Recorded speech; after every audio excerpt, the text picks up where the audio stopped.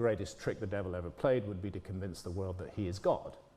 The entity called Jehovah or Allah or Yahweh or God was for the Gnostics the demiurge, a kind of demon.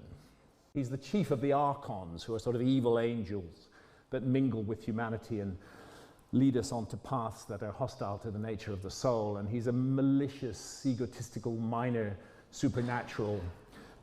He's jealous, he's angry, he tells Abraham to murder his own son. He's a ghastly creature. Actually, if you look at the statements and behavior of this entity in the Old Testament, and we're told that we are the creature who's going to dominate the world. There's all sorts of really horrible ideas in that miasma of texts, and sitting at the top of it is this thing which, from the Gnostic point of view, wasn't God at all. Who's the bad guy in the Garden of Eden story? The serpent. Okay, he goes to Adam and Eve, he goes to Eve, and he says, you have to have knowledge of good and evil. You've got to eat from the tree of knowledge of good and evil. And that's portrayed as a terrible thing that he did. And it's the fall of man, supposedly the fall of man. From the Gnostic point of view, the serpent is the hero of the story. The serpent is the good guy because, from the Gnostic point of view, knowledge of good and evil is essential for the progress of the soul.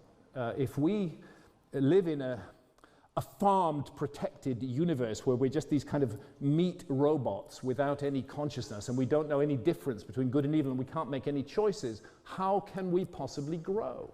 How can we possibly develop?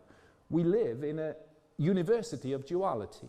I'm not saying, that's a phrase used by a friend of mine, I'm not saying that duality is all there is, but the suggestion is that on this plane of existence, duality has lessons to teach us, and that's what good and evil are about. So it's fascinating when we look at the Gnostic image of the tree of life that it's a psychedelic mushroom. Not a tree, but a visionary agent. So, for eating of the tree of knowledge of good and evil, Adam and Eve are driven out of the garden in humiliating ways, beaten about the bottom with the edge of swords. Angels are posted at the edges of the garden to keep them out, lest they find their way to the tree of life.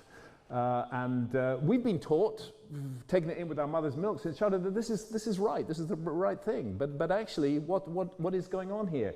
Here is the learning of the knowledge of good and evil leads to the expulsion from the garden. What kind of God is that? Same goes with the flood. According to the Gnostics, it was not inflicted to punish evil, but to punish humanity for having risen so high and to take the light, the Gnosis that was growing amongst men, and the survivors were thrown into great distraction and into a life of toil so that mankind might be occupied with worldly affairs and might not have the opportunity of being devoted to the human spirit. The Gnostic notion is that there is a divine spark within all of us, and that the demiurge and the archons, their project is to snuff that divine spark out. And we can only awaken it through revealed knowledge, through Gnosis. And the suggestion is that that revealed knowledge for the Gnostics was connected with psychedelic experience. Throughout history, those who've sought the liberating Gnosis have been persecuted. And although the stamping out of early Gnosticism in the Middle East goes back to about the 400s AD, 500s, there was a more recent form of Gnosticism which found its way into southern France. And these are the famous Cathars who lived in the area that we call the Languedoc or Occitania today. They were in many ways an extraordinarily beautiful civilization.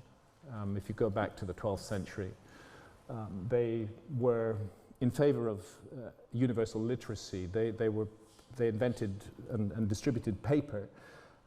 They believed in the absolute equality of men and women. It was the Cathar society that produced the troubadours and their amazing art. It was a flourishing civilization that would have moved, I think, in interesting directions of human freedom if it had been allowed to evolve. But they had one problem, which is that they regarded the Pope as the agent of the devil on earth. And that was a very dangerous thing to do in the 12th century. And as a result, a crusade was declared against them. It was called the Albigensian Crusades, named after the town of Albi, one of the Cathar towns.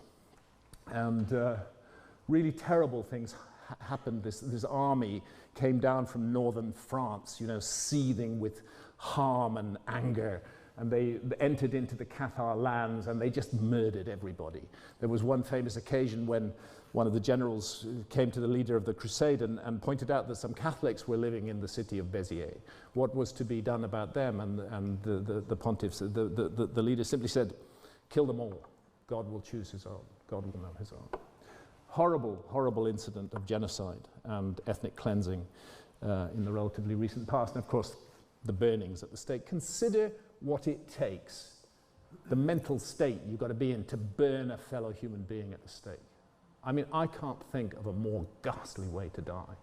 And some who've been burnt at the stake, which is actually a form of human sacrifice, let's face it. I mean, that's what's happening when people are burnt at the stake by the Catholic Church in the past. It's a human sacrifice which is being offered to their God, their perhaps demonic God.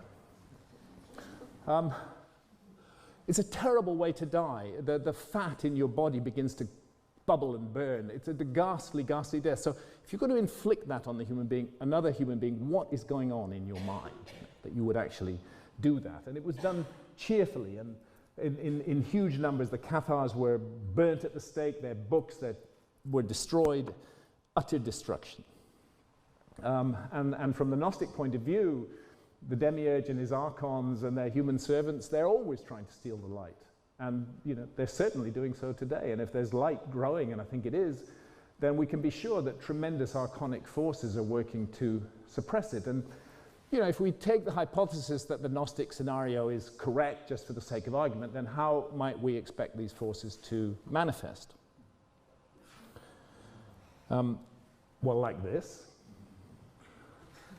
The priests, the rabbis, the mullahs of the three Abrahamic faiths, those three faiths that have been responsible for so much horror in the world over the last 2,000 years, are still at it. They're still the jealous intermediaries who impose themselves between us and the divine, who do not want us to have direct contact with the realm of spirit, and who I would say have been systematically misguiding humanity and are at the source of the terrible problems that we confront in the world today.